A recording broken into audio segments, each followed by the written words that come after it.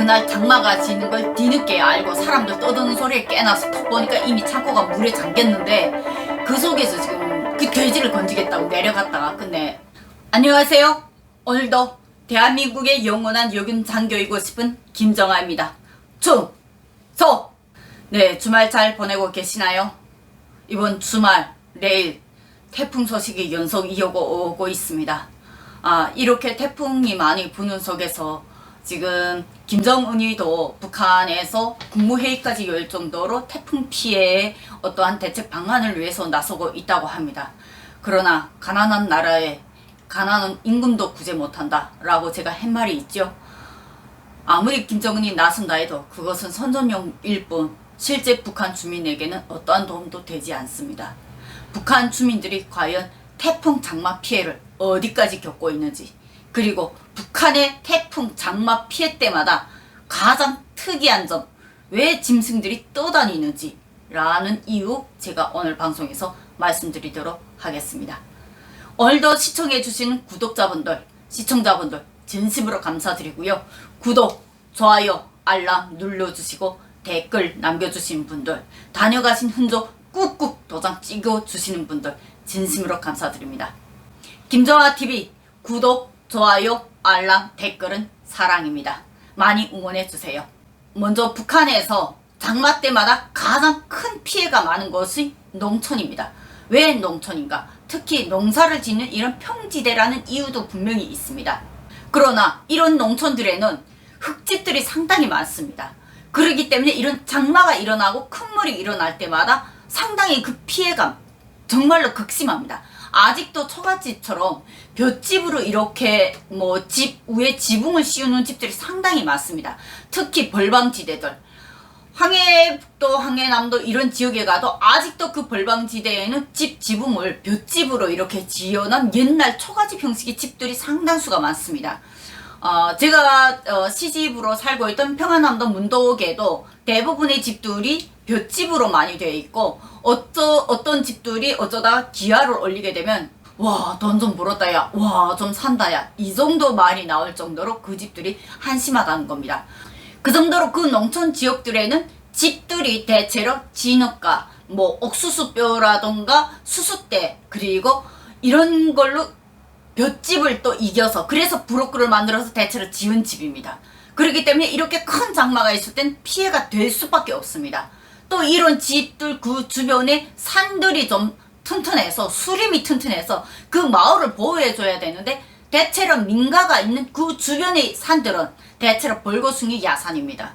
그러면 큰물 피해를 막을 수 있을까요, 없을까요? 그 산 흙이 같이 떠내려온다는 겁니다. 그렇기 때문에 피해가 더 극심할 수밖에 없습니다. 이것이 북한 농촌 지역의 공통적인 단점이라는 겁니다. 두 번째 문제는 도시 문제입니다. 도시 같은 경우는 왜 피해가 날 수밖에 없는가? 도시 공사부터 우리는 봐야 됩니다. 공사 자체가 세멘트 비율이 부실합니다.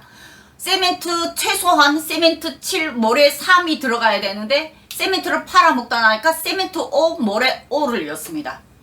이게 부실공사 이유라는 겁니다. 그렇기 때문에 조그만 큰 물이 나도 벽체들이 바로 금이 갑니다. 이런 문제들이 바로 도시에서도 엄청난 피해 장마를 일으켜주고, 그 다음 문제가 상하수도 문제입니다.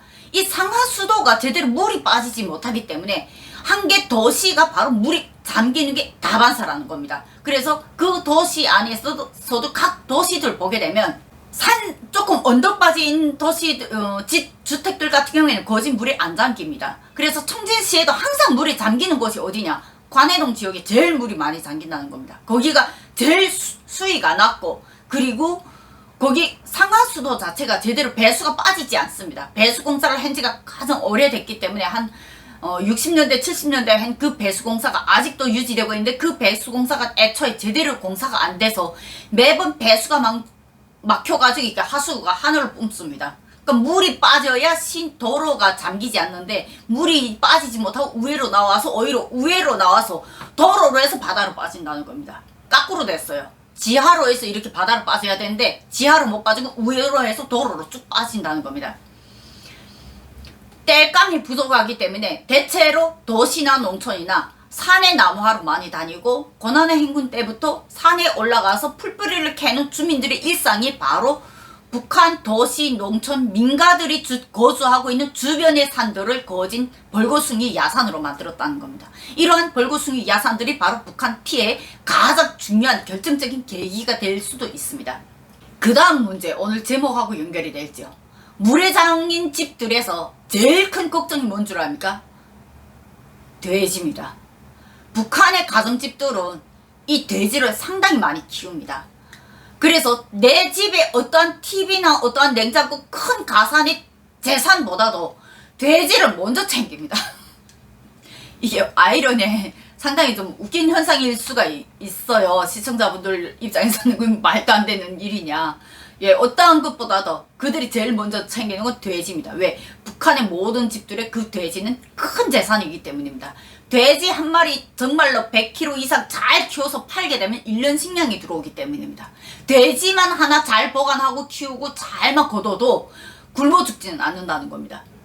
그런데 이런 돼지우리 아파트에서 대체로 아파트 같은 경우는 베란다에서 키우는 경우도 있고 부엌 바닥에다 키우는 경우도 있습니다. 그런데 거기에서 키우는 거는 작은 돼지들이지 큰 돼지들은 한계가 있잖아요. 그러면 큰 돼지들은 어디로 나가냐? 아파트 같은 경우는 대체로 땅에 북한 같은 경우에는 나무나 석탄을 가지고 대체로 난방을 해결하기 때문에 대체로 아파트들도 땅에 지상에 1층에 항상 그 아파트 세대별로 창고가 있습니다. 밖에 창고. 그럼 그 창고 지하에다가 김치우미 있잖아요. 집집마다 김치우미 또 다 있거든요. 아파트 생활이라 해도. 그럼 그런 김치우미에다 돼지를 키운다는 겁니다. 그러니까 1층인 집들은 바로 창고 앞에 자기네 뒷뜰에다가 또 돼지를 키우고. 그럼 돼지를 키울 때 돼지가 도둑 맞히기 쉬우니까 돼지하고 함께 뭘 기른다?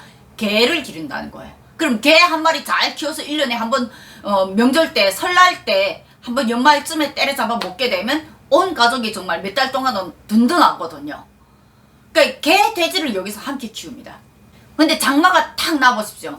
제가 왜 이 문제를 더 잘 알 수밖에 없냐면 관해동에 저희 할머니 집이 있었습니다. 그때 당시 어머니가 돌아가신 다음에 할머니하고 한 2년 정도 살다가 제가 양아버지한테 강제로 입양을 넘어갔거든요. 근데 제가 있던 그 관해동, 엄마가 돌아가시기 전까지 살던 해안동이나 천마동 같은 경우에는 지대가 높은 지역이라서 경치도 상당히 좋고 절대로 장마 때 어떠한 피해를 꿈도 않고 걱정도 안 합니다. 근데 할머니가 살던 이놈의 관해동은 해마다 물에 잠기더라고요. 깜짝 놀랐어요. 그래서 어머니 집이 1층이었어요. 엄마가 돌아가신 다음에 할머니하고 관해동 내려갔을 때 집을 맨 처음에 잡는 걸 할머니네 1층 그 옆집에다 잡겠다는 거 제가 강력하게 반대했습니다. 저는 원래 어려서부터 이렇게 저층에서 살아본 적이 없어요. 다 3층, 2층, 고층 아니면 이런 독집, 조금 언덕바지 이런 집에서 많이 살아봤기 때문에 내가 싫다고 끝까지 우겨가지고 근데 내 고집 때문에 3층에 올라갔거든요. 근데 그 해에 제가 알았으면 야, 내 3층 안 왔으면 내 물귀신 될 뻔했구나. 진짜로 더도 말고 덜도 말고 2층까지 물에 잠깁니다.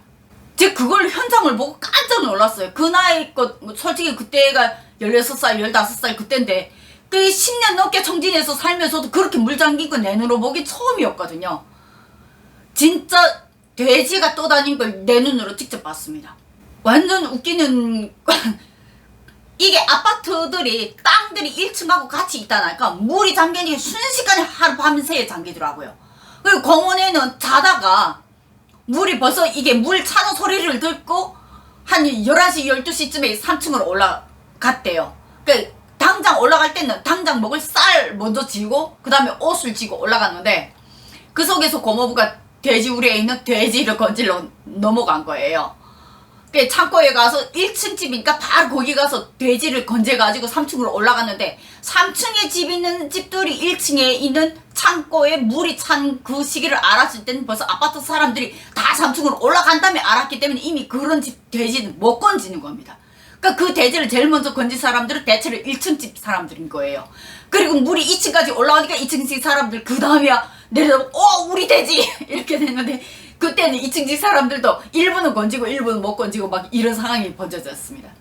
그걸 내가 2년을 지켜본 거예요. 진짜 별세계더라고요. 야, 그 속에서 돼지를 건지겠다고 그 집이 그 부부가 사시던 분인데 아버님이 조금 나이가 있으실 때 팔이 조금 장애가 있는 분인데 어머님도 조금 장애가 있고, 근데 이 두 분이 사시는데 그 창고에다가 그때 한 15kg짜리 돼지를 금방 사놨대요. 근데 이걸 집에다 키우기에는 거기가 단칸방이고 너무 좁아가지고 못 길러가지고 그걸 창고에다 이어놨는데, 그날 장마가 지는 걸 뒤늦게 알고 사람들 떠드는 소리에 깨나서 톡 보니까 이미 창고가 물에 잠겼는데, 그 속에서 지금 그 돼지를 건지겠다고 내려갔다가 끝내 사망하신 거예요. 그렇게 물에 잠긴 다음에 비가 딱 먹기 시작하면 그때부터 또 물이 빠지는 속도도 빠르더라고요. 이게 바닷가 근처 막 도시라서. 그래서 바다로 아마 물이 그때 빠지면서 물이 빠지는 속도도 생각보다 빨랐는데, 문제는 물이 쫙 다 빠진다면은 정말로 더더 말고 덜더 말고 온 장판이고 복도고 뭐 그릇 가지고 다 흙더미로 쌓여 있습니다. 별 쓰레기 오물들이 다 나옵니다. 근데 그걸 국가가 지원해준다? 어떠한 봉사 지원도 없고요. 누구도 못 도와주고요. 진짜 오로지 그냥 본인 가족들 힘으로 하는데, 문제는 장마가 일어난 그 다음날 아침 출근을 해야 되잖아요. 고모부하고 고모는 그 상황에서 출근을 한다는 겁니다. 그래서 70세 난 그 노인네 할머니, 나도 학교에 가야 되니까 갔죠. 갔다 오니까 노인네가 혼자 나와서 이러고 계속 온 방을 꼬득꼬득 다니면서 다 청소를 하는데, 이렇게 집에 노인네가 없는, 뭐 어르신이 없는 집, 집에 일손이 없는 집들 같은 경우에는 거의 한 며칠 동안을 그 작업을 혼자서 다 하는 거예요. 아침에는 출근하고 저녁에 집에 와서는 또 그걸 정리하고. 그래서 그때 당시에 장마가 딱 끝난 다음에 오히려 어디가 더 깨끗했냐? 창고 지붕구가 깨끗합니다. 그렇기 때문에 시내에서 물이 쫙 빠져나간 다음에 사람들이 집 안에 흙이 찬 걸 미처 못 벗게 되면 창고 지붕 위에다가 우리 야외 텐트처럼 있잖아요. 텐트도 없어요. 그럼 뭘 놓겠어요? 막대꽂이 이렇게 꽂아가지고 모기장을 쳐놓습니다. 그리고 거기 바닥에다가 뭐 이런 이불돌을 비닐방막 놓고, 깨끗한 비닐방막 하나 놓고 그 위에다 이불을 놓고, 그리고 거기서 자는 거예요. 어떤 집들은 좀 가까운 집들이 좀 어디 잘 때 있다 하면 거기서 자고, 근데 대부분의 집들은 자기 그나마 조금 있는 뭐 물에 잠겼다 난 짐이라도 건지겠다고 그 창고 지붕 위에서 자더라고요. 저희 집이 3층이기 때문에 그 뒷집에 그 창고 지붕이 다 보이거든요. 북한 주민들은 장마가 났을 때 국가 지원을 여지까지 단 한 번도 바란 적이 없습니다. 특히 청진시 관해동 같은 경우에는 해마다 잠깁니다. 이게 오래전부터 있은 일이고, 거기 관해동 사람들은 완전히 거기에 단련됐더라고요. 그 다음에 군부대들에서는 이런 장마가 났을 때 또 어떨 것 같습니까?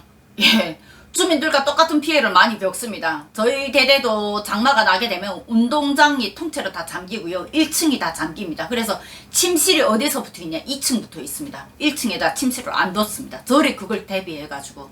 그리고 단층 이렇게 대대본부 작전지부실 이런 단층 같은 경우에도 언덕을 한 1층 높이만큼 올려서 단층을 거기다 쫙 지었습니다. 나머지 중대본부, 이게 대대 병사들, 군인들이 실제 거주하는 병영, 침실 병영 내무반 같은 경우에는 2층짜리 집을 지었는데, 대체로 1층에는 뭐 전체 목욕탕이라든가 이런 걸 지었는데, 문제는 저희 식당이 그 낮은 운동장에 있다는 겁니다.